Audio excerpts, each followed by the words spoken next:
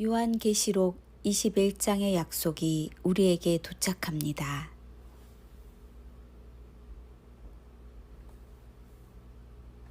성경은 이방인의 때 곧 교회 시대의 끝이 있다고 증언합니다.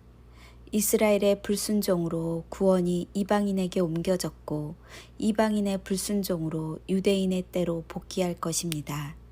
성경 주기상에서 가장 길었던 2000년 교회 시대가 지향하는 목표와 기대사항은 계시록 21장입니다. 예수께서 성육신으로 오셔서 전하신 중심 주제는 예수 그리스도 자신이었지만 우리는 그분을 통하여 하나님의 나라를 소망하게 하셨습니다. 천국과 지옥이 그분을 통하여 계시되었고 요한계시록에서 생생한 모습을 발견할 수 있습니다. 요한계시록 21장과 20장에서 천국과 지옥을 좀 더 구체적으로 묘사했습니다. 천국은 새 예루살렘 성으로 소개되었고 구체적인 도식과 부분적인 내부 모습과 생활상까지 공개되었지만 지옥은 불못으로 명칭이 바뀌었습니다. 믿음의 영웅들이 새 예루살렘 성에 입성하기 위해 준비되고 믿음의 루저들이 불못에 들어가기 위해 준비되어 있습니다. 사랑하는 주님께서 그의 신부들을 위해 거처를 예비하시고 성부 하나님께서도 아들의 혼인식장을 준비하셨습니다. 새 예루살렘 성은 혼인식장이자 약속과 소망의 도시입니다. 그들이 이제는 더 나은 본향을 사모하니 곧 하늘에 있는 것이라. 이러므로 하나님이 그들의 하나님이라 일컬음을 받으심을 부끄러워하지 아니하시고 그들을 위하여 한 성을 예비하셨느니라. 또 내가 보매 거룩한 성 새 예루살렘이 하나님께로부터 하늘에서 내려오니 그 준비한 것이 신부가 남편을 위하여 단장한 것 같더라. 정사각형의 거룩한 성이 신부들을 탑승시키기 위해 지구로 내려올 것입니다. 이미 내려오고 있는지 모를 일입니다.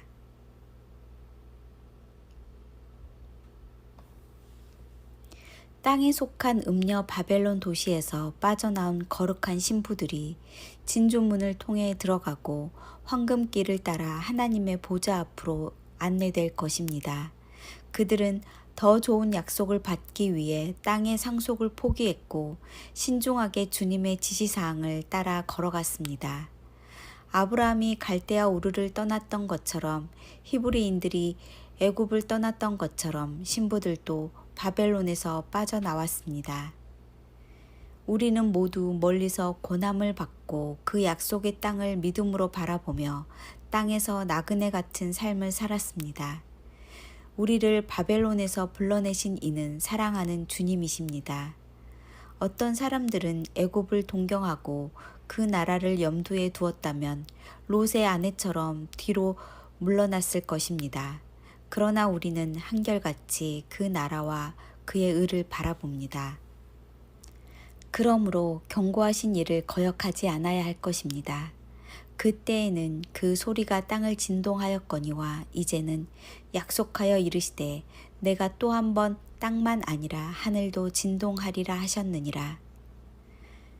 그러나 주의 날이 도둑같이 오리니 그날에는 하늘이 큰 소리로 떠나가고 물질이 뜨거운 불에 풀어지고 땅과 그 중에 있는 모든 일이 드러나리로다. 이렇게 모든 것이 멸망할 것인데 우리는 어떤 사람이 되어야 하겠습니까? 거룩하고 경건한 삶을 살아야 합니다. 하나님의 날을 간절히 기다리고 그날이 속히 오도록 기도하면서 그렇게 살아야 합니다. 그분이 보시기에 점도 흠도 없어야 할 것입니다. 피조물의 간절한 바람은 하나님의 아들 예수 그리스도께서 나타나시는 것입니다. 그날에 이긴 자들은 새 예루살렘 성과 하나님의 아들을 상속으로 받을 것입니다. 그러나 아직은 첫 열매로 추수되기까지 땅에서 탄식하며 보내는 시간을 견디어내야 합니다. 이를 숨기는 것은 하나님의 영화요 이를 살피는 것은 왕의 영환이라. 우리가 가진 소망은 세상이 추구하는 헛된 망상과 허상이 아닙니다. 보이는 소망은 참되고 영광의 소망이 아닙니다. 그러므로 우리는 참음으로 기다려야 합니다. 은에서 찌꺼기를 제하라. 그리하면 장색에 쓸만한 그릇이 나올 것이라. 우리는 상속자가 될 것이라는 약속을 믿어야 하고 약속을 따라서 경건하게 살아야 합니다. 주님께서 반드시 그 약속을 지키실 것이고 그의 신부들을 위해 다시 오실 것입니다.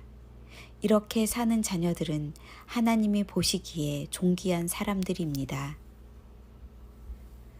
그들의 이름이 혼인잔치 초청자 명단에 등재될 것입니다. 그들의 이름은 생명책에서 찾아볼 수 있을 것입니다. 그들의 행위가 기록된 행위록에서 죄들을 찾아볼 수 없거나 보혈로 지워져 있을 것입니다. 그들의 이마에는 하나님의 이름이 있을 것입니다. 이러므로 너희는 장차 올 이 모든 일을 능히 피하고 인자 앞에 서도록 항상 기도하며 깨어 있으리라 하시니라. 미래에 일어날 사건에서 합당하게 여김을 받은 자들이 주님 앞에 설 것입니다. 등불을 꺼트리지 않고 성령으로 충만한 기름을 계속 예비한 자들입니다. 정결하고 순결한 흰옷을 입고 날마다 세탁하며 매 순간 주님을 찾고 첫사랑을 간직한 자들입니다. 마지막 순간에 상속자들이 걸어갈 여정들은 한치 오차도 없이 완벽한 퍼즐처럼 우리에게 알려졌습니다. 관심만 가진다면 유용한 조각들을 발견할 수 있을 것입니다. 그리고 순종하는 여부에 달려 있습니다. 주님께서 택하시고 상속자로 예비하시기로 작정된 자들이 이 퍼즐을 발견할 것이고 그 길을 따라서 목적지에 도착하도록 성령의 세밀한 안내를 받을 것입니다.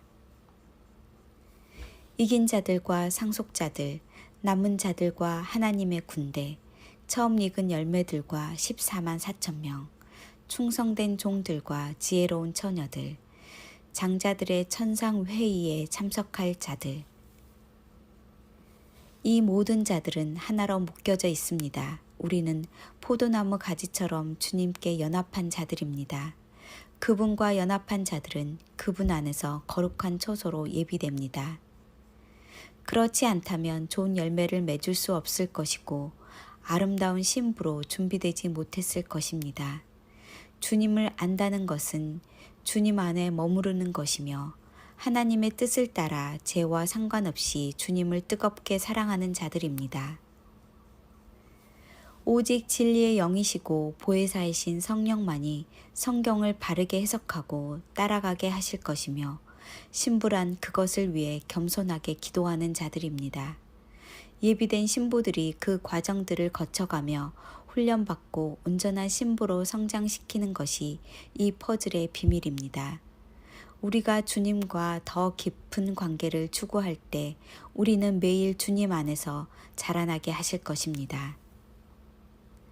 하나님의 정하신 때를 위해 하나님의 자녀들이 계시하신 그 비밀을 발견하도록 요한계시록을 주신 것은 마지막 세대에게 하나님의 은혜이자 축복입니다.